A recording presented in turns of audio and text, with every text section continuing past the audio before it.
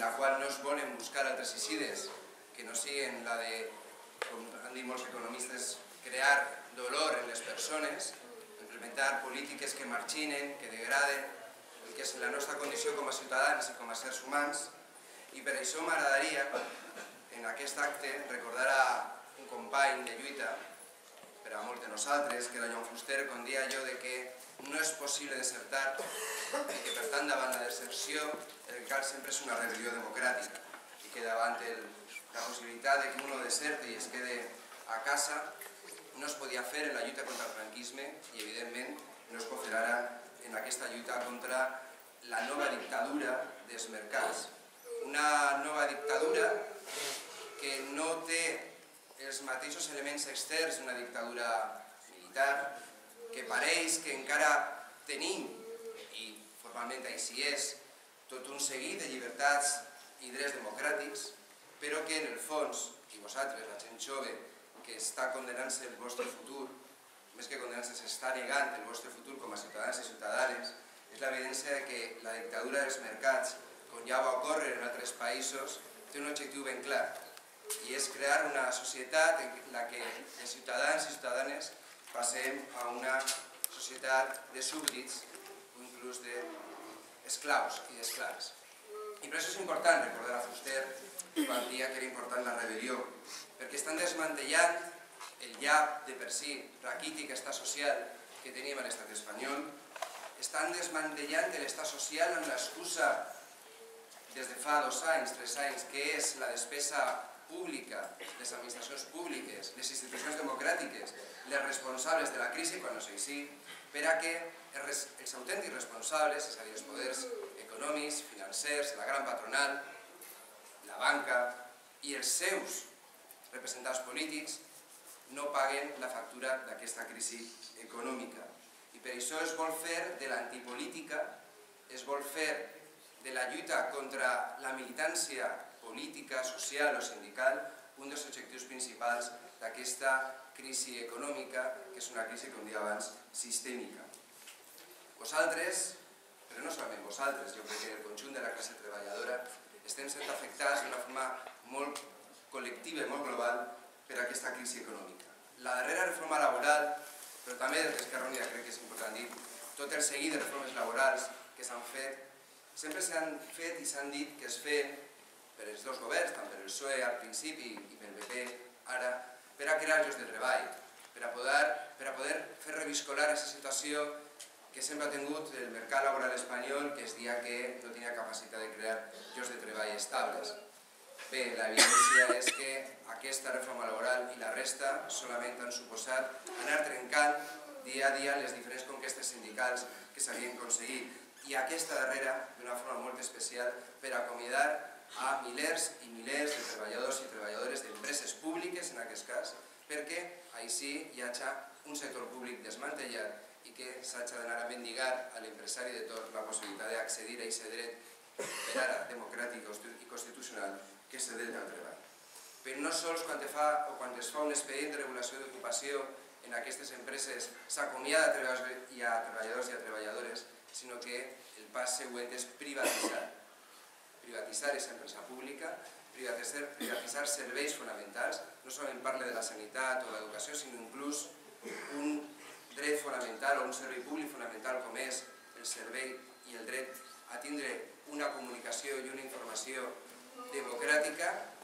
Desmantellar Ràdio Televisió Valenciana no és casual, no és casual el nombre d'acomiadats i acomiadades en aquesta Ràdio Televisió Pública, perquè encara que evidentment no farà el seu paper, ara sí que el que es farà serà ser privatitzada el poc que quede. I ja per acabar, crec que, com deia abans, aquesta rebel·lió democràtica és la que ha d'aturar, i ho hem d'aturar en els carrers. Aquest cap de setmana és un bon moment per a demostrar a aquest poder econòmic, financer, a aquest Partit Popular que governa en el seu nom, que els carrers continuen sent de la ciutadania, vull dir, a reivindicar les llibertats democràtiques més bàsiques que van ser xafades l'any passat en la primavera valenciana per part dels cossos antidisturbis i demà per a demanar que d'una vegada per totes es consideri que tirar a la gent de la seva casa no és més que un delicte i un crim i que per tant nosaltres rebel·lem contra això. I ho fem perquè hem d'evitar en els carrers que hi hagi un cop d'estat institucional contra la democràcia, que hi hagi un cop d'estat i que es vulguin ficar un govern com en Itàlia, un govern no triat per les persones, un govern no triat pel poble, sinó que siga una eixida tecnocràtica. Per això des d'Esquerra Unida ens pareix fonamental que dimitisca el president del govern, però que immediatament es convoquen eleccions anticipades per a que siga la ciutadania la que pugui decidir qui és qui ha de gobernar. Nosotros esperem, evidentment, que siguen tots i totes vosaltres. Bien, muchas gracias. Yo os prometo 5 minutos porque sé que queréis escuchar al resto. Pero deciros una cosa. El País Valencià está sufriendo desde hace muchísimos años la corrupción más absurda, la corrupción más descarada y las cifras de paro de las más altas de todo el Estado. Yo vengo a deciros hoy aquí que hay esperanza, porque hay posibilidad de levantar una alternativa y sobre todo una alternativa que levante la democracia y haga de la democracia realmente la voz de la ciudadanía. No es posible la democracia de espaldas a la calle. No es posible la democracia de espaldas a ese grito de futuro que está pidiendo la gente en las calles. No es posible la democracia de espaldas a las mareas verdes, a las mareas rojas, a las mareas blancas, a las mareas naranjas. No es posible.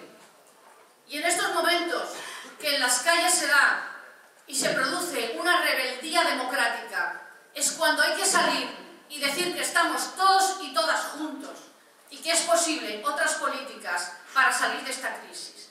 Que no está escrito que de esta crisis se salga con las recetas del Fondo Monetario Internacional, con las recetas de la señora Merkel, con las recetas de los bancos, del Banco Central Europeo y de todos los bancos que han provocado de la crisis, y que de esta crisis se salga con estos señores que están gobernando el Consejo, que están gobernando el Gobierno de España y que han preferido rescatar a los bancos antes que dar de comer a la gente. Con esos no se sale de esta crisis.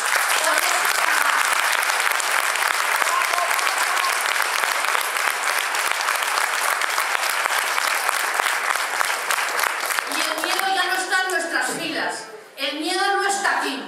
El miedo no lo tenemos nosotros. El miedo lo tienen ellos. El miedo ha cambiado de bando. Porque si miráis, tienen 9 imputados en las Cortes Valencianas.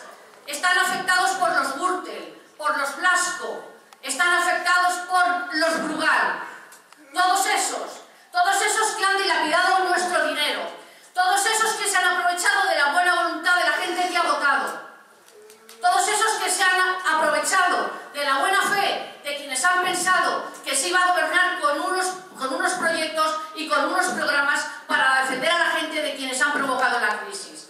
Todos esos hoy han dicho basta. Hoy no tienen miedo. Hoy el miedo lo tienen ellos, porque saben que se les señala como los que han encubierto y como los que han provocado que banqueros, especuladores, gente que se escapa de la justicia, gente que la amnistía de todos sus delitos económicos, hoy están señalados y señalados de una forma clara como los que han encubierto a los especuladores, como los que han encubierto a quienes están llevando a la pobreza, como los que están encubriendo, que están privatizando todos los derechos que hasta ahora teníamos, y como los que están encubriendo que la universidad se privatiza y se impide el acceso de los trabajadores, de los hijos de los trabajadores a las aulas, con unas becas que son cada vez más pequeñas y con unas tasas académicas que cada vez son más impagables. Y como hemos dicho, basta. Se tiene que escuchar en las calles el basta. Y por eso, desde Izquierda Unida, hemos abierto una línea de trabajo directa con la ciudadanía. Hemos abierto una campaña que nosotros llamamos el Parlamento en la calle, que nosotros decimos les Corts al carrer.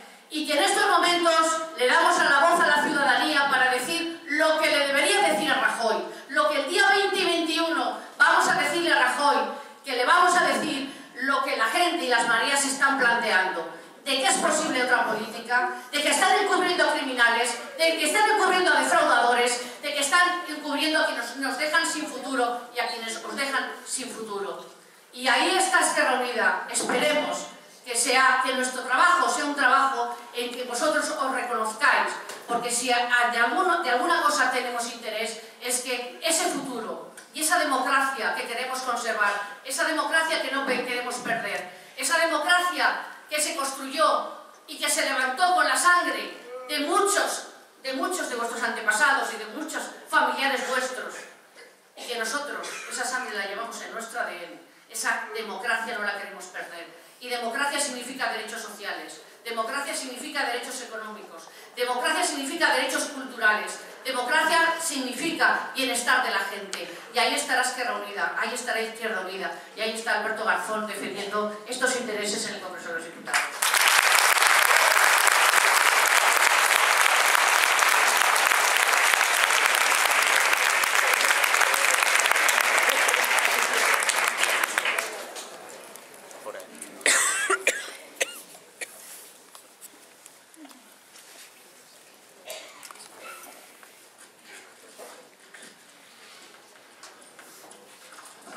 ¿Se me escucha bien? Bueno, más o menos, ¿no? Buenos días, ya casi buenas tardes. En primer lugar, pues agradecer a la organización pues, la invitación a participar aquí y sobre todo a vosotros y a vosotras por estar aquí, además de esta forma tan masiva, tan importante y que tanto refleja, ¿no? Yo vengo dando charlas hace mucho tiempo ya sobre la crisis económica, sobre economía, y os puedo garantizar que hay un cambio cualitativo desde el principio de la crisis hasta ahora.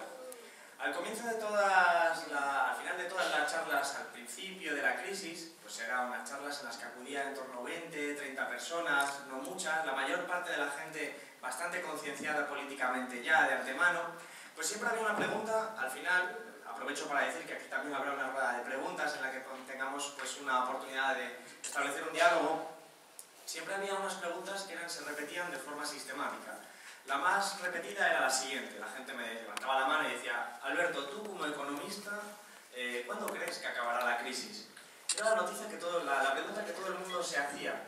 Más allá de la pregunta y de la posible respuesta, lo importante era la concepción del mundo que tenía la persona que lo preguntaba, porque estaba reflejando que para él o para ella la crisis era un elemento anecdótico, ocasional, pasajero, azaroso, según el cual en su transcurso de la vida había ocurrido un accidente, una crisis económica que a lo mejor le había dejado sin empleo, a lo mejor le había producido una bajada salarial o un incremento de las tasas universitarias, pero que tarde o temprano acabaría la crisis y volveríamos al estadio lineal que venía trabajando su vida. De ahí se derivaba simplemente la preocupación por saber cuándo volvía la vida a la normalidad. Es decir, que ya nadie me pregunta esa cuestión. Ahora hay otro tipo de cuestiones que me preguntan que tienen más que ver con otros elementos. Por ejemplo, a mí me preguntan ahora habitualmente, y esto lo suelo decir porque es cierto, también diputados del Partido Popular, en los pasillos del Congreso, en la cafetería, me suelen preguntar: Alberto, tú como economista, ¿dónde meterías tus ahorros? Claro, es más allá de nuevo de la pregunta, que también puede asustar, no pretendo yo asustar de que el partido que soporta al gobierno me haga la pregunta a mí, pero más allá de esa pregunta también es el reflejo de la concepción del mundo, porque ya no se concibe como un elemento anecdótico o azaroso, sino que ya la crisis está ahí para quedarse, es algo que ya está de esa forma establecido, ya se ha interiorizado y entonces las preocupaciones son otras. Y es muy importante porque la derivación de esta pregunta ya no es la de antes. La de antes es: voy a esa charla de ese que habla de economía para preguntarme cuándo voy a estar de nuevo tranquilo.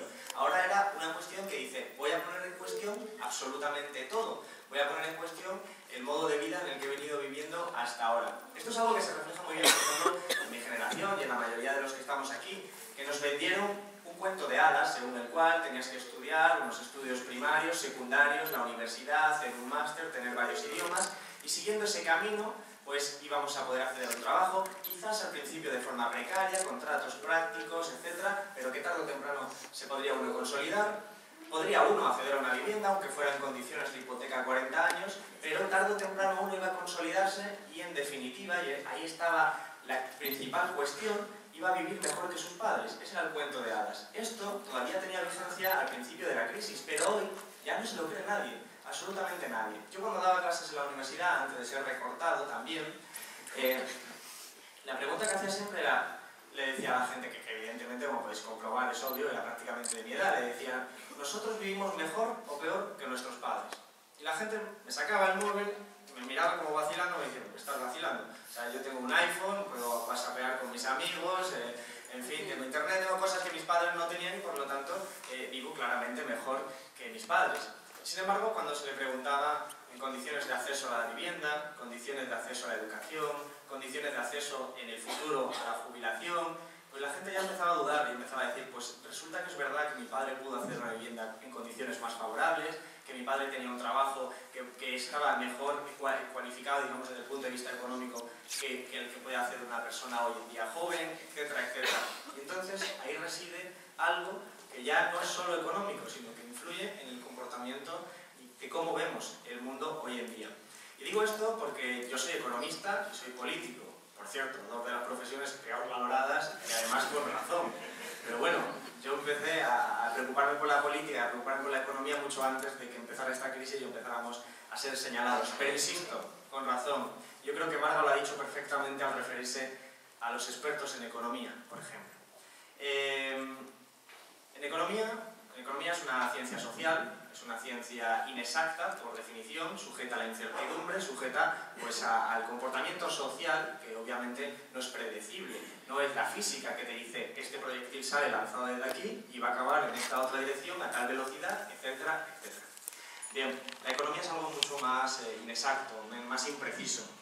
El Fondo Monetario Internacional, por ejemplo, el año 2010, dijo que si Grecia seguía sus indicaciones, la llamada troika, en el año 2011 caería un 2,5% más o menos y que en el año 2012 saldría disparado de la crisis con un 1,1% de crecimiento. Al final, lo que ha ocurrido es que el primer año no solo no se decreció solo un 2,5%, sino que se decreció un 6,9%, y en el año 2012 no solo no se salió de la crisis, sino que se volvió a caer un 6% de la crisis, ¿no?, del crecimiento económico. Esto simboliza que si esos expertos predicen tan bien, pues al final tenemos un problema de la propia naturaleza de lo que es la economía, la ciencia económica. Hay un informe muy interesante que a mí me resulta muy curioso del propio Congreso de los Estados Unidos, que dictaminó que el Fondo Monetario Internacional solo ha acertado un 10% de las veces. Y dices: yo creo que es más fácil acertar tirando los dados. Pero son ellos los expertos que nos guían a este camino.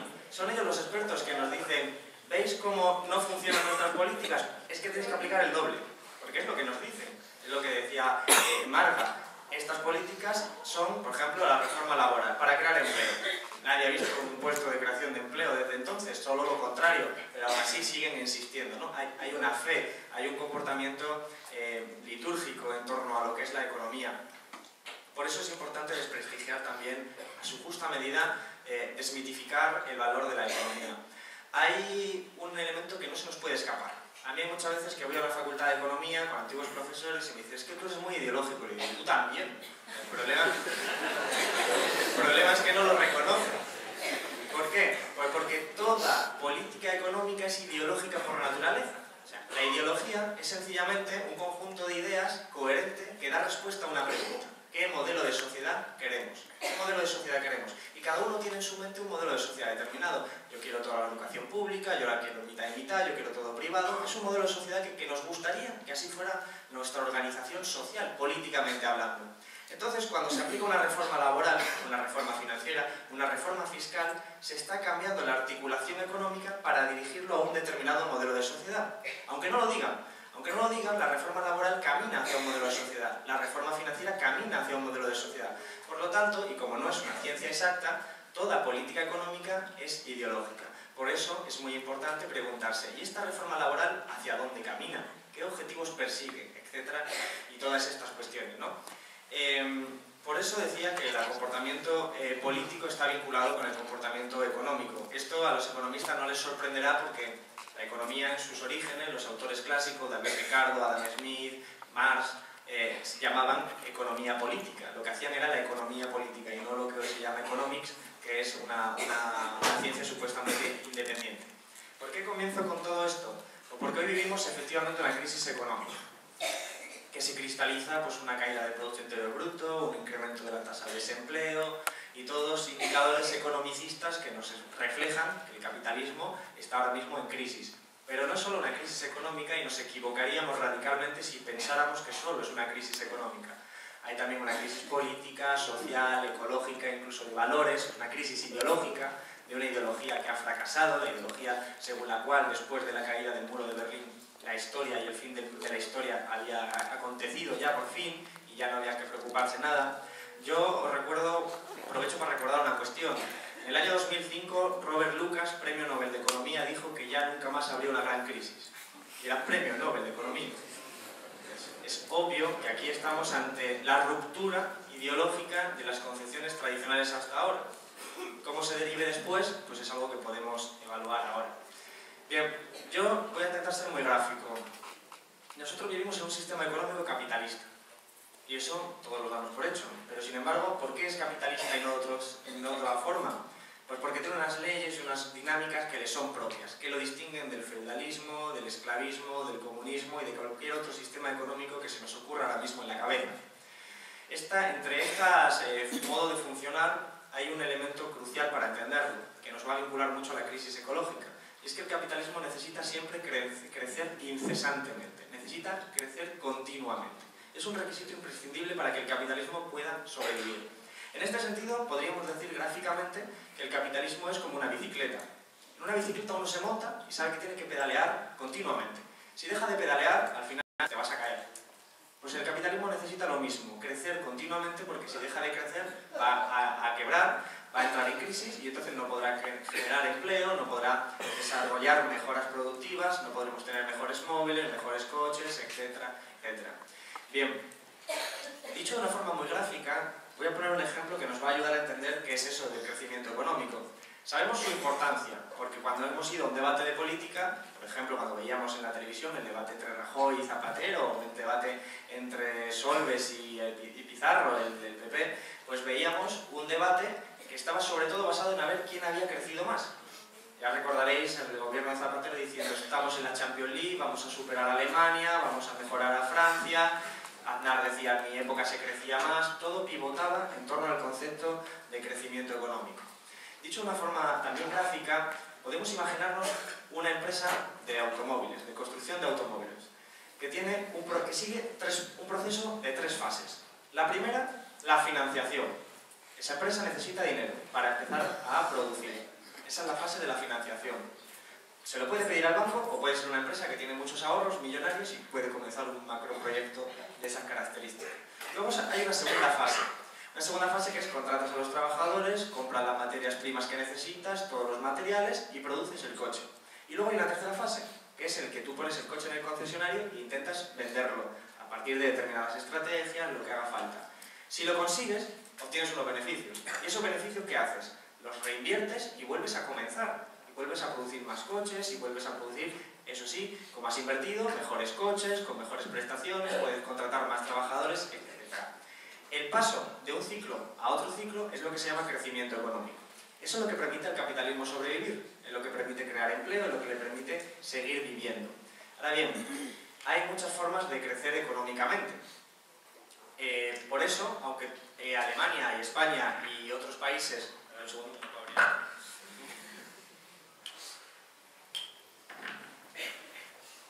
Aunque hay países como son España, Francia, Alemania, Italia, Estados Unidos, Canadá, Nueva Zelanda, Argentina, son todos países capitalistas, todos tienen que crecer, hay elementos que los distinguen, no crecen de la misma forma. Voy a poner un ejemplo de la Unión Europea que nos va a resultar ya muy actual. Hay veces, y esto es importante porque la gente me dice, Alberto, es que resulta que España es un modelo fracasado y Alemania es un modelo exitoso, vamos a copiarlo. Digo, ahí hay un fallo. Es que resulta que los dos modelos se necesitan mutuamente. Y lo voy a explicar. Porque ya he explicado cómo funciona el capitalismo de esa forma ciertamente grosera, pues se va a poder entender lo siguiente. Hay países que crecen vendiendo su producción en el extranjero. Esto es Alemania. O por ejemplo China. China nos va a resultar incluso más interesante de analizar. China comienza su producción, paga una miseria a los trabajadores, produce y al final cuando va a vender los productos los vende en el extranjero. Con esos beneficios los vuelve a invertir. ¿Qué elemento hay aquí que es importante señalar? Pues que le da igual la miseria que cobren los trabajadores, porque no son los trabajadores los que compran sus propios productos. Por lo tanto, cuanto menos cobren, más va a crecer China. ¿Pero qué implica este modelo? implica que hay otros países que tienen que hacer exactamente lo contrario, porque hay unos países que exportan y otros que importan. En realidad todos los países exportan e importan, siempre hay uno que exporta más de lo que importa, y eso significa que tiene que haber países que importan más de lo que exportan. Esto es muy sencillo, no hace falta realmente ser economista para entender lo siguiente. Decía un directivo alemán de una forma muy gráfica, y a mí siempre lo pongo de ejemplo porque yo creo que es el mejor resumen, decía: nosotros, los alemanes, vendíamos coches a los españoles y les prestábamos el dinero con el que comprarlos. Esto a un no economista le puede resultar extraño, pero es verdaderamente lo que ha ocurrido. Ha ocurrido un ciclo que es interesante que lo comprendamos. Las empresas alemanas vendían productos, voy a centrarlo en España, pero también en Portugal, en Grecia, etc., vendían productos a España. Con esos beneficios los metían en los bancos alemanes. Los bancos alemanes mueven el dinero, como cualquier entidad financiera, y hacen préstamos para hacer negocio. ¿Y a quién se lo prestaban? A las empresas financieras españolas, a los bancos españoles. Los bancos españoles también movían ese negocio. ¿Y a quién se lo prestaban? Pues se lo prestaban a las empresas españolas. ¿A cuáles? A las que fueran rentables. Y en todo el Estado, las que eran más rentables habían sido la de la construcción. Fijaros que el círculo se va a cerrar. Las empresas de la construcción construyen casas, construyen viviendas, y para eso necesitan contratar albañiles, fontaneros, gente que te ponga el aire acondicionado, arquitectos, ingenieros, pedidos de muebles, pedidos de cemento. Eso te genera empleo. Pero claro, necesitas seguir construyendo viviendas. Llega un momento en el que alguien no quiere una vivienda, y entonces ¿para qué vas a seguir construyendo viviendas? En ese momento te sobran albañiles, te sobran arquitectos, te sobran todos los trabajadores. Y entonces quiebran las familias, quiebran las pequeñas y medianas empresas, quiebran las constructoras. Y aquí es donde está lo verdaderamente importante, que ha hablado perfectamente Marga de ello, es que cuando en este estado quiebra una familia, es decir, tiene ingresos y tiene deudas y se queda sin ingresos, pues finalmente no puede pagar las deudas y se tiene que ir de su casa, el banco se queda a su casa, se va debajo del puente y encima se queda una deuda. Y el Estado no hace nada, no hace absolutamente nada. Cuando a una pequeña y mediana empresa le ocurre exactamente lo mismo, tiene ingresos por un lado y tiene deudas por otro, como la gente deja de entrar en los comercios porque se está empobreciendo o porque no tiene salario, pues tampoco tiene beneficios, los ingresos se reducen y no puede devolver sus deudas. La pequeña y mediana empresa quiebra y despide a sus trabajadores. ¿Hace el Estado algo? Absolutamente nada. Pero cuando se trata de los bancos, que le pasa exactamente lo mismo, la cosa cambia. La cosa cambia porque los bancos también tienen ingresos y tienen deudas. Y cuando con esos ingresos no pueden pagar las deudas, ¿qué ocurre? ¿Quiebran? No. Viene el Estado y te da dinero para que puedas seguir devolviendo las deudas. ¿Por qué esta cuestión? ¿Por qué esta discriminación? ¿Cómo se puede explicar económicamente esta discriminación?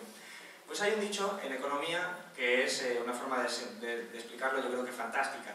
Dice, si tú le debes 1.000 euros al banco, tienes un problema. Pero si le debes 1.000 millones de euros al banco, es el banco el que tiene el problema. Y esto es lo que ocurre en España. Si el sistema financiero español, que ha ido acumulando deudas en el sistema financiero español con respecto al alemán y también al francés, si quebrase, el problema sería del sistema financiero alemán y francés. Porque el nuestro quiebra, pero es que el suyo también. Entonces se produce lo que se llama efecto dominó. Entonces, se produce lo que llega como rescates bancarios. El rescate bancario que aprobó Guindos con la troika, el memorándum de 100.000 millones de euros, no se debatió en el Congreso. No se debatió ni se votó en el Congreso. Se debatió y se votó en el Parlamento alemán. Entonces, quienes lo defendían en el Parlamento alemán, y esto podéis acceder a las actas, si entendéis alemán, yo no, a mí me lo tradujeron, te decían directamente, señores contribuyentes alemanes, no os preocupéis que todo este dinero no es para salvar a los bancos españoles, es para salvar a nuestros bancos, los alemanes. Era muy sencillo, era darle dinero a los bancos españoles para que los bancos españoles puedan seguir pagando las deudas a los bancos alemanes y franceses. Y por eso todo está centrado en esa cuestión. ¿Y por qué la Unión Europea es esto?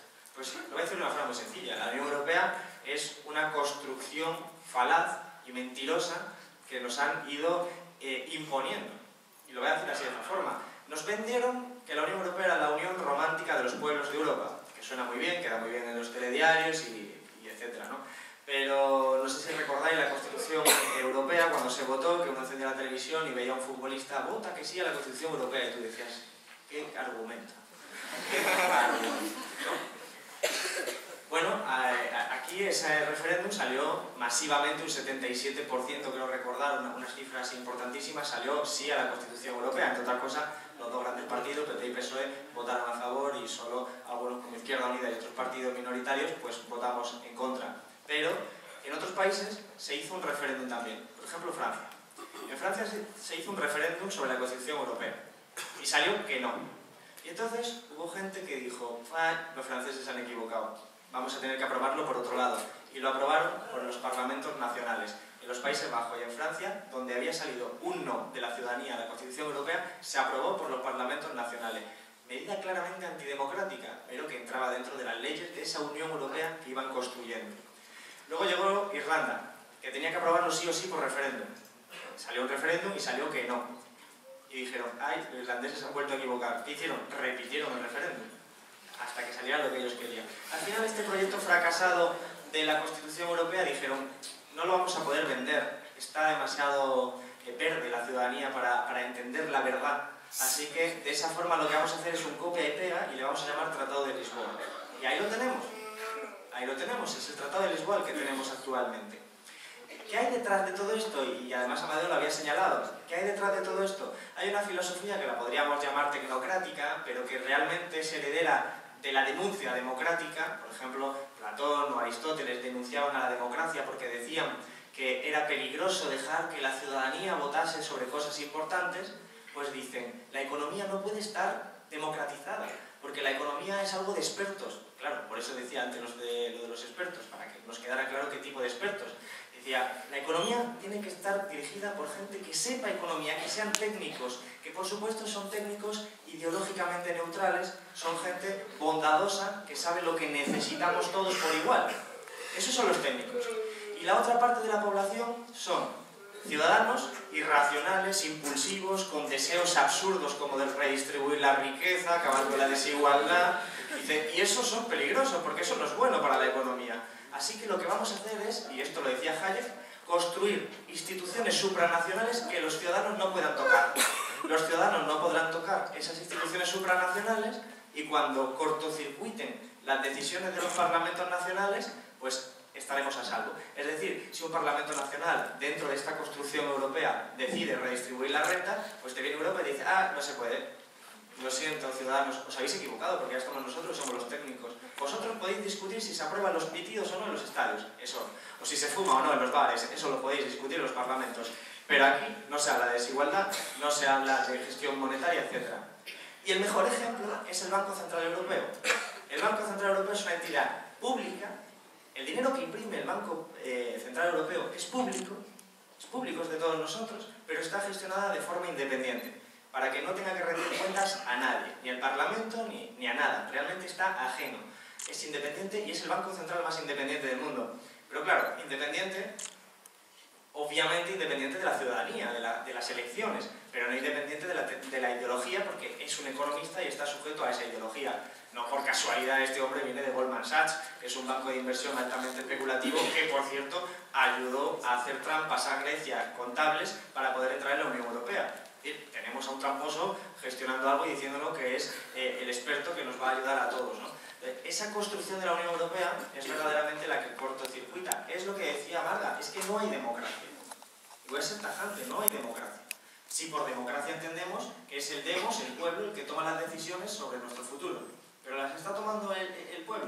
Absolutamente no. ¿Quién decide sobre las pensiones, sobre la educación, sobre la edad de jubilación, que nos las quieren llevar a 70 horas? Sobre los contratos laborales, ¿quién decide sobre los horarios laborales? En Grecia, la Troika le propuso a Grecia aumentar la jornada laboral a 13 horas. Que no es que no se trabaje 13 horas, ya se trabaja 13 horas, pero es que si la legalizas a 13 horas nos vamos a 15 o 16. Todas esas propuestas vienen de instituciones antidemocráticas. Entonces son ellos los que están tomando las decisiones.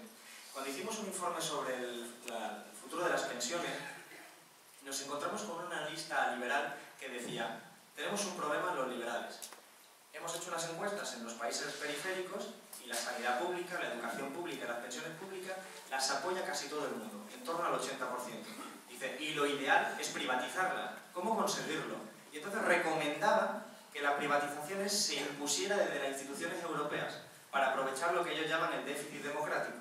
Para que entonces pues nos aprobaran una reforma de las pensiones, como se aprobó aquí, y nos dijeran, lo manda Europa. Claro, ahí había trampa también, ¿no? Porque cuando viene, dice, lo manda Europa y aparece un hombre que se llama Joaquín Almunia. Digo, de algo me suena, ¿eh? en Almunia, no te habrás presentado en las elecciones, ¿no?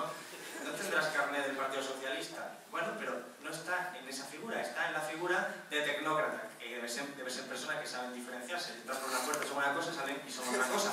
Pero son esa tecnocracia que nos impone esto. Al final es algo tan grave como decir que han iniciado un proceso deconstituyente de nuestra Constitución. Y no solo de la nuestra, sino que la nuestra, que tiene artículos como el artículo 128, que dice que toda la riqueza del Estado tiene que estar subordinada al interés general, que podríamos aplicarlo para nacionalizar los grandes sectores y decir, señores, aquí hasta que no tengamos todos empleos, aquí la riqueza no se va a destinar a otra cuestión, que se podría hacer en torno a ese artículo de la Constitución, evidentemente está cortocircuitado por disposiciones europeas que se han puesto por encima, pero que no se han ido aprobando de forma democrática. Se han ido aprobando en esa construcción tecnocrática que decía antes. Si ya es un cachondeo nuestra Constitución en términos prácticos, no quiero decir la de Portugal, que tiene un preámbulo que invita a ir a una sociedad socialista. ¿Podéis imaginaros lo que son los procesos de constituyente que se han iniciado en la Unión Europea? Es decir, nos han quitado el poder y la capacidad de decir cómo nos organizamos.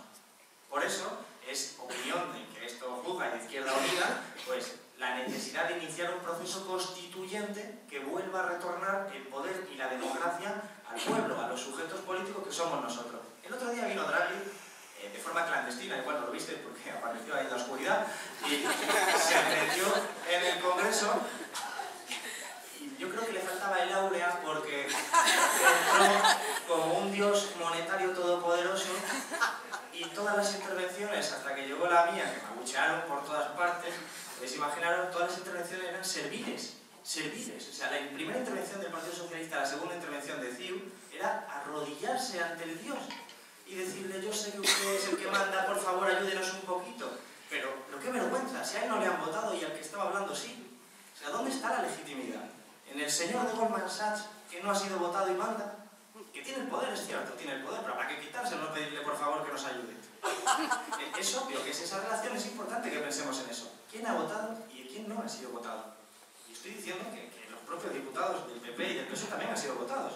Es una cuestión de legitimidad con respecto a las instituciones europeas, tan grave como eso. Entonces, es obvio que cuando viene el Banco Central Europeo impone sus condiciones, aunque ya no está claro, ya sabéis que nadie sabe quién lo puso tan oscuro en la sesión, se acusan unos a otros, pues impone sus condiciones, viene y se mosquea.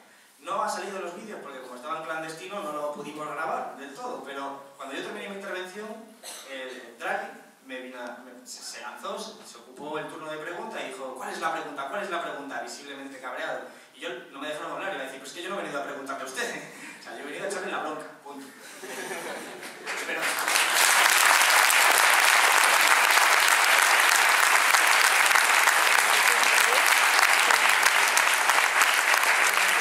él está acostumbrado a ir a los países y ser el profesor que da clases a los que no saben. Eso es lo que hace el Banco Central Europeo y la Comisión Europea. Vienen los expertos, como decía Montoro, vienen los hombres de negro. ¿Quiénes son los hombres de negro? Los hombres de negro son los que saben y tú no sabes. Eso se resume en eso. Entonces, eso es un problema democrático. Entonces es obvio. Mira, cuento la cuestión del banco malo, que es una barbaridad, la socialización de los riesgos y las pérdidas y un saqueo más. Un saqueo más porque es muy sencillo. Para quien no lo conozca lo explico. Como decía antes que las empresas constructoras habían quebrado, todo su negocio pasó a formar parte de las entidades financieras españolas, que se quedaron con las viviendas, con el negocio, con el suelo y también con las pérdidas y las deudas. Pero claro, las viviendas ya no valían tanto. Entonces hay bancos que se han quedado con una vivienda que dice, esta vivienda vale 100 millones y en el papel pone que vale 100 millones. Si lo quisiera vender, no saca ni 10 millones. O vamos a poner así, 10 millones. No lo saca ni 10 millones. Entonces viene el señor Guindos, el banco malo, gestionado por el señor Guindos, viene y le dice al Santander, yo sé que tú tienes ahí una vivienda de 100 millones y sé que si la quisiera vender son 10. Entonces aquí tenemos un problema, dice Guindos, si fueras sincero, reconocerías que tienes 90 de pérdidas. Dice, pero yo te voy a comprar esa casa de 10 millones y te voy a ofrecer 60. Dices, joder, que bien negocia Guindos. O sea, que bien negocia. Está comprando algo que sabe que vale 10 por 60. Claro, pues no lo está comprando Guindos, desde luego, lo estamos comprando todos. Es nuestro dinero desembolsado de esa forma. Bien, cuando se fue a debatir ese proyecto del Banco Malo, todos los grupos que no eran del Partido Popular entregamos un total de 101 enmiendas de propuestas. propuesta de modificación, supresión del proyecto, etc. Y el día que fue la ponencia, viene el portavoz del Partido Popular y dice: habéis presentado 101 enmiendas, todos los grupos, no las hemos leído todavía, pero os vamos a advertir que no vamos a aprobar ninguna. Muy bien. En ese momento te replanteas tu vida en general, porque eso implicaba un trabajo, entonces, pero bueno, te acostumbras, ¿no? Y al final, lo más importante es lo que dice, y no lo podemos hacer no porque seamos mala gente, sino porque tienen que ver con la troika, y con la troika no se negocia. Acabáramos. Entonces yo, que he sido elegido, voy a tener que debatir con la troika, que no puedo, y además la troika no la ha elegido nadie. Ese es el problema democrático. Entonces el Parlamento se puede llegar a convertir en una especie de teatro de sombras. Claro que siempre tiene la complacencia de los parlamentos nacionales, es decir, siempre tiene la complacencia de un Partido Popular que lo acepta, de un PASOK que lo acepta en Grecia, y todas estas historias. Pero, ¿hacia dónde quieren ir? Porque yo a veces le pregunto a la gente, le digo, ¿vosotros creéis que Rajoy es malo, es malvado? O sea, quizás pensamos, una hipótesis, se levanta por la mañana y dice, voy a fastidiar a más gente. No, está claro que lo hace, está claro que fastidia a la gente y que empeora sus condiciones de vida, pero no lo hace de una forma, digamos, de maldad, sino que ellos tienen un modelo de crecimiento económico que quieren imponernos. ¿Qué modelo? Muy sencillo. Cuando España entró en la Unión Europea, se encontró con que venía de una dictadura militar, igual que Grecia, igual que Portugal, y tenía un capitalismo menos desarrollado. Menos desarrollado significa pues, que no tenía la gran industria que podía tener Alemania, Francia, la alta tecnología que podían tener sus países, y entonces llegaron a un pacto que en economía, si hay algún economista, se llama la inserción, digamos, la inserción en el trabajo, la división internacional del trabajo, para que nos entendamos, pero de los países. Entonces dicen, a ver, España, ¿qué vas a hacer ahora? ¿Te vas a modernizar? Dice Alemania, la construcción, por simplificarlo siempre, ¿no? Dice Alemania, no vas a construir helicópteros, helicópteros ya produzco yo. No vas a construir medicamentos ni biotecnología, porque eso ya lo hago yo.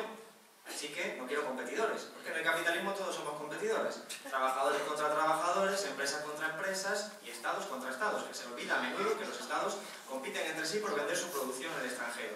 Y entonces, Alemania no quería un proceso de modernización industrial en España, porque era un competidor.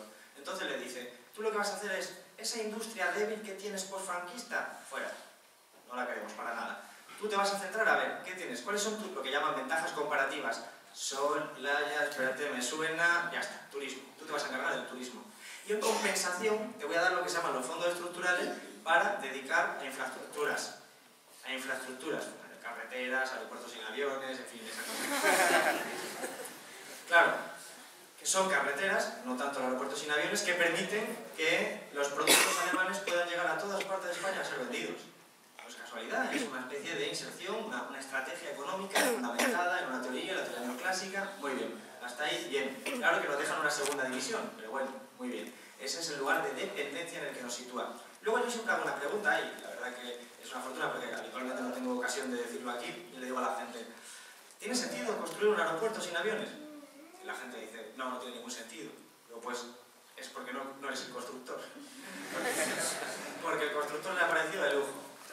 Porque ha llegado un momento en el que era más rentable construir, o sea, dedicar la inversión a la construcción en el que ganabas un 30 o un 40% que dedicarlo a una industria textil que tenía que competir contra China y que no te iba a dar beneficios, o a la minería, o a la naval, o a cualquier otro sector. Entonces, el propio capitalismo español se ha adecuado a lo que la institución europea le había dicho que tenía que ser, pues una economía dependiente del turismo y dependiente de la burbuja inmobiliaria. Es esa inserción, es un modelo, por supuesto consolidado y apoyado por el Partido Popular y el Partido Socialista, que se han alternado idénticamente en este punto en el poder. Claro, que ahora dicen, ahora ya no podemos crecer de esta forma, ahora vamos a crecer de otra, porque es la bicicleta, tienes que crecer continuamente dentro del capitalismo. ¿Cómo van a crecer? Dice, ¿te vas a modernizar? No, tampoco. Tampoco porque seguimos vendiendo nosotros los helicópteros. Esto es otra cosa que Alemania, ayer salió el dato, está decreciendo. Se ha dado cuenta, bueno, no sé si se ha dado cuenta, pero la estadística ya lo hace, que si empobrece al resto de la población que le compraban los productos, ellos no venden. Tampoco hay que estudiar, pero bueno, y ahora se da cuenta que también decrece Alemania y que decrece Francia y que decrece Italia, y entonces están los expertos como, ay, que no me lo esperaba, ¿no? ¿Y qué quieren entonces para nosotros? Pues quieren algo que se llama competitividad. Pero la competitividad puede venir por dos facetas, porque producimos, competitividad quiere decir que nuestros productos nos lo compran a nosotros y no a los rivales. Eso puede ser porque nuestros productos son mejores, de mejor tecnología, mejor calidad, porque vamos a un nicho de mercado de gente que nos compra a nosotros porque dicen que somos unos cracks, o, fundamentalmente, que es el elemento primordial, el precio. El precio. Nos lo compran a nosotros porque vendemos más baratos. Y para vender más baratos, podéis imaginar que hace falta sueldos más baratos. Y ese es el proyecto que tienen.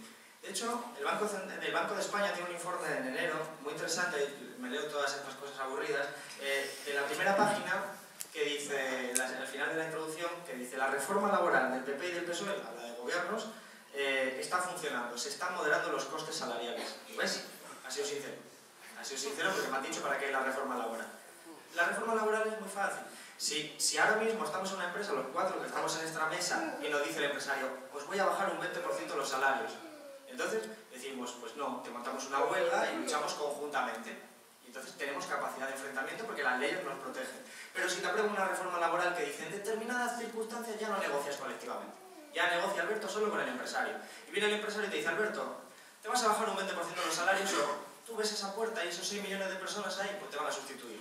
Entonces, ¿tú qué eliges? Eliges comer y eliges bajarte un 20% los salarios porque estás solo, porque no es igualdad, es jerarquía, que no se nos olvide.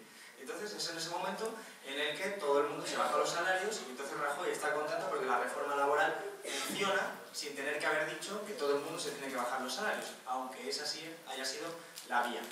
Esto es lo que es la parábola de la rana hervida, que no sé si la conocéis. La parábola de la rana hervida es una olla con agua hirviendo, lanzan a una rana, nota el agua hirviendo, salta y se salva.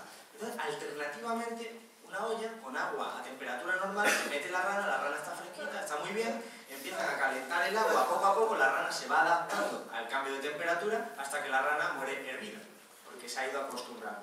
Ese es el proceso que hace el gobierno para absolutamente todo. En vez de decir: voy a bajaros los salarios por imposición de la ley, te dice: voy a hacer una reforma laboral y no os vais ni a enterar de cómo se os bajan los salarios aquí de forma brutal. Es una estrategia inteligente, pero evidentemente persigue ese modelo de sociedad. Porque ese modelo de crecimiento que yo he indicado de ser competitivo por la vía de los bajos salarios requiere un modelo de sociedad que sea funcional. Quiere decir esto que para ser un país que venda más barato que China, por poner un ejemplo, tenemos que tener trabajadores chinos, nosotros. Pero, además, tenemos que pagar menos impuestos, nos sobra la educación pública, nos sobra la sanidad pública, y entonces acometen un proceso de desmantelamiento del llamado estado del bienestar, que sube las tasas universitarias, etc. Y te acondicionan también la educación al mercado laboral. Porque, ¿qué tipo de ciudadanos o de trabajadores ha exigido el capitalismo español hasta ahora? Yo vengo de Málaga. En mi provincia, lo que ha exigido el capitalismo es un fracaso escolar. Eso es lo que se necesitaba para tener gente que no hacía falta que tuviera cualificación para trabajar en la construcción durante generaciones. Pero ojo, aquellos que estudiaban tenían que hacer ingeniería, arquitectura, todo vinculado al sector de la construcción. Tu modelo, cuando se ha destruido, ha perdido una generación, o dos. ¿Por qué? Porque la economía sigue un proceso más lento. El ciclo político son 4 años. El ciclo vital, la esperanza de vida. Pero la política puede ser 10, 15 años, 20 años. Entonces, si tú determinas a una sociedad para que se adapte a eso, es como Bert, que decía: no, vamos a crear universidades para lo que diga el mercado. Es que si el mercado dice que tienes que tener una burbuja inmobiliaria, pues vas a crear gente para la burbuja inmobiliaria. Y cuando te estalle, te quedas sin nada. Eso es lo que ha pasado. Entonces, ellos están construyendo un modelo de crecimiento que implica un modelo de sociedad. Y ahí, Amadeo yo creo que lo decía también, la cuestión actual es que hay una frustración enorme en la sociedad. Pero eso el gobierno lo que intenta es convertirla claramente en resignación. Es decir, ¿estáis cabreados? Sí, pues te quedas en tu casa, porque si no te voy a poner una multa de 500 euros, si no te voy a dar porrazos hasta que no pares, y en realidad te va a apetecer muy poquito salir de casa. Entonces es evidente que ahí está una estrategia política.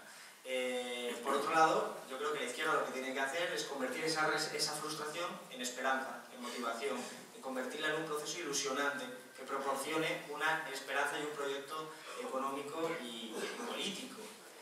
Por ejemplo, el proceso constituyente es un horizonte, son elementos que te dan pie a que, aunque no sea fácil, ahí están las claves del paso.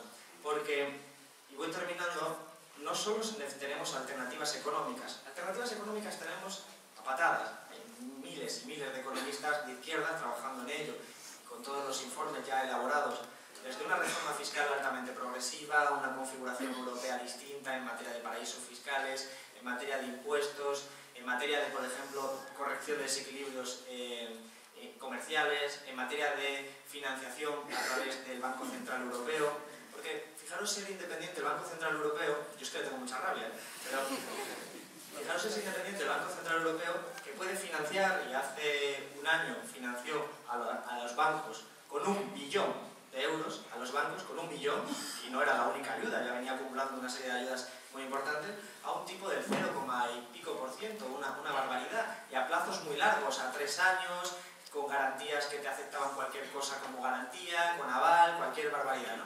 Y al Estado, pues les estaban ofreciendo no pago directo, sino que estaba obligando a los Estados, el Banco Central Europeo tiene prohibido por estatuto prestar directamente a los Estados, entonces sí prestaba directamente a los bancos, a esas condiciones tan ventajosas, a los Estados se les obligaba a depender de los mercados financieros.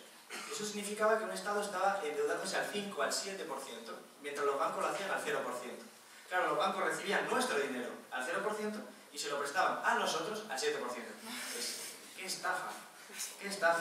Por eso cuando el otro día le dije a Draghi que él había sido responsable y que era un ladrón, pues todo el mundo me abucheó allí. Pero si está clarísimo, o sea, si tú no has hecho nada, no has hecho nada para evitar que eso suceda. Al contrario, lo has promovido. Entonces, todo eso hay que cambiarlo radicalmente, porque son las instituciones europeas en materia económica. Pero las alternativas técnicas no se pueden articular sin alternativas políticas, porque alternativa técnica también es la deuda ilegítima, la condonación de la deuda ilegítima, reestructuración de la deuda pública en definitiva, pero si no hay una base social que apoye eso, pues eso lo hemos visto muy bien en la plataforma de afectados este martes, en la ILP. Esa ILP no hubiera llegado hasta ahí si no llega a ser por la presión social, porque hay una correlación de fuerza en términos de lo que ha dicho Marga, porque el miedo cambia de bando. Puede sonar muy radical, pero es así. Nunca nos han dado ninguna conquista si no ha sido porque estaban asustados de lo que hubiera pasado si no nos lo daban. Punto. O sea, la educación pública, la sanidad pública, etc., históricamente se puede entender solo por la presencia de movimientos revolucionarios en todo el mundo que amenazaban con que si no te daban eso, te podían armar una revolución. Todas las conquistas se derivan de esa correlación de fuerza, de la lucha de clases, por ser más clásicos. Entonces, aquí ocurre exactamente lo mismo. Si la plataforma de afecto a la hipoteca no hubiera tensionado hasta el final, evidentemente con el apoyo mediático, evidentemente con el apoyo en la calle, si no hubiera presionado, el PP no hubiera tramitado esa ley, que es una victoria pírrica, realmente, es una victoria moral muy importante. Prácticamente, en la práctica, es una victoria pírrica porque es simplemente aceptar debatir.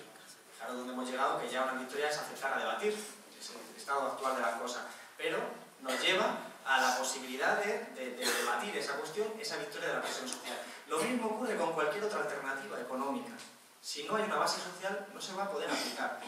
Pongo un ejemplo. Si Mariano Rajoy mañana se despierta mal y pone a Cayo Lara de presidente, o sea, si Mariano Rajoy sale en televisión, que ya es una novedad en sí misma, y pone a Cayo Lara de presidente, y Cayo conforma su gobierno, nos pone a nosotros, a Sisto, a mí en el gobierno, pues nosotros aplicamos nuestras propuestas y actualmente quizás la base social nos echa a nosotros a patadas.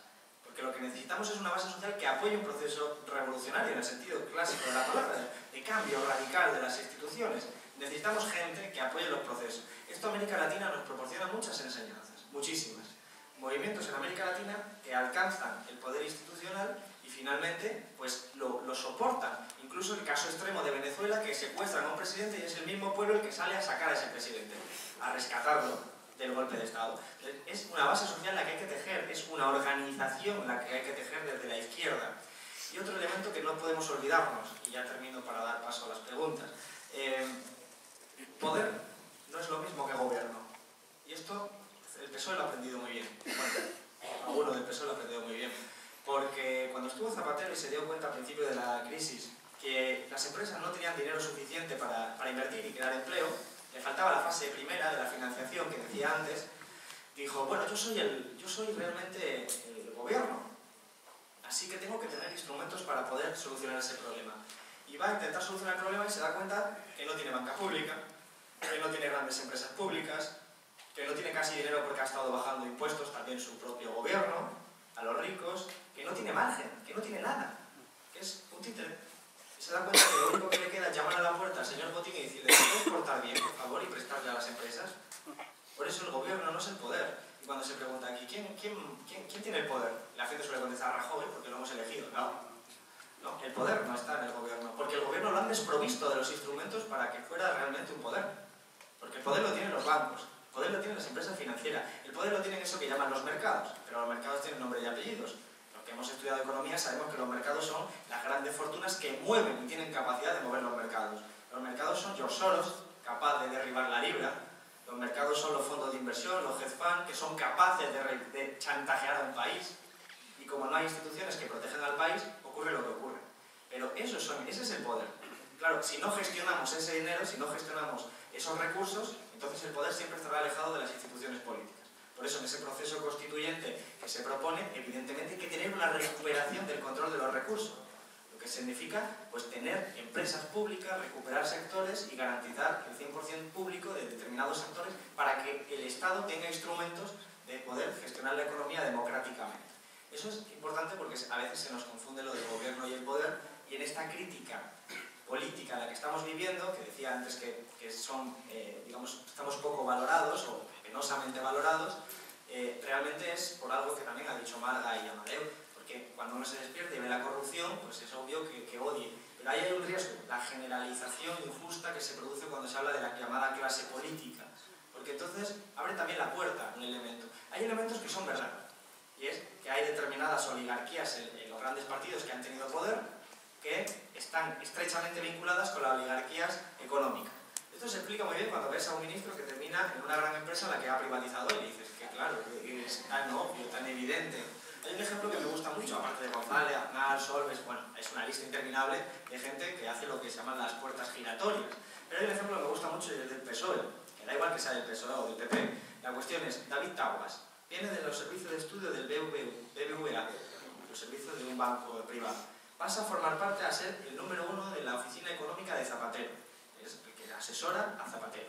Y cuando dimite y se va a la patronal de las constructoras. Y vincula la finanza, la construcción y la política en España, que es todo. Entonces, claramente te refleja la interrelación tan estrecha que hay. Zapatero, cuando pierde la elección, aparece en un coche acompañado de un consejero de Telefónica. Y podéis ver la foto. No es un consejero cualquiera, es Javier de Paz, antiguo secretario general de las Juventudes Socialistas. O sea, estamos hablando de una interrelación estrecha entre las oligarquías de los grandes partidos que han tomado poder con la oligarquía económica habitualmente provincial, que dan lugar a los llamados pelotazos. ¿Y por qué si hay corrupción? Hay corrupción porque hay sinvergüenza, sin duda, pero hay corrupción porque también se puede hacer corrupción, porque en este país es impune ser un corrupto. Porque si en el caso de que llegue a que te juzguen y a que te culpabilicen, te indultan. Es decir, que esto es como un videojuego en el que vas pasando fases y al final siempre vas a ganar. Desgraciadamente, pues lo podemos tomar así, porque se puede. Entonces, hace falta transparencia. Hoy en día podemos tener la garantía de que cualquier euro público se puede saber hacia dónde va. Lo ideal sería que cualquier ciudadano entre en internet y pueda ver en su ayuntamiento a dónde va cada euro público. ¿Por qué se le da esa concesión a esa empresa y no a otra? Que me dé el contrato, quiero ver las condiciones, etc. Y luego, también las sanciones adecuadas a aquellas personas que, evidentemente, impliquen procesos de corrupción y un cambio en las instituciones para evitar cosas como la Gürtel, en la que de momento lo único sancionado es el que lo investigaba, que esto ya es de cachondeo en el resto de Europa cuando nos miran, no sin razón. Entonces, todos estos procesos son pinceladas sobre lo que es la visión y la alternativa siempre marcada desde el punto de vista de que vivimos en una sociedad capitalista y que la pregunta que nos tenemos que hacer es la siguiente. Lo que queremos es volver a montarnos en la bicicleta sabiendo que vamos hacia un abismo social y ecológico, o lo que queremos es preguntarnos si lo ideal es frenar la bicicleta, montarnos en otro vehículo o cualquier otra opción. Esas son preguntas que tienen que ser desde el punto de vista económico, pero no podemos poner en marcha ninguna alternativa sin organización. Por eso yo solo quería que quedaran dos ideas claras. La necesidad de formarse, de estudiar, para entender lo que nos está ocurriendo, para que cuando digan la prima de riesgo ha subido tal, resulta que tienes que bajarte los salarios, entender por qué me están estafando, por qué me están engañando, qué es eso de la prima de riesgo, formarse para entender lo que sucede, dotarse de herramientas y desde luego organizarse. Cada uno elija el hueco de organización que le corresponda de acuerdo a su principio. El mío, pues todo el mundo lo sabe, es Izquierda Unida, considero que es el instrumento más adecuado para llevar a cabo vuestros planteamientos, pero es obvio que hace falta esa organización y que hace falta esa formación. Y si nos quedamos con sencillamente la curiosidad de seguir tirando de esa línea, yo me doy absolutamente por satisfecho. Muchísimas gracias.